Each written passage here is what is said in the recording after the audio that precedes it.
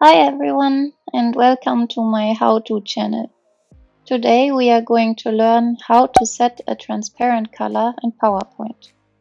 Start by pasting an image into PowerPoint. Select the image.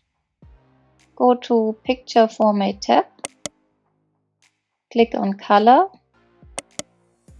Select Set Transparent Color. And now you can choose the color you want to be transparent. In my case, I want the blue color to be transparent. I click on it and then I'm done.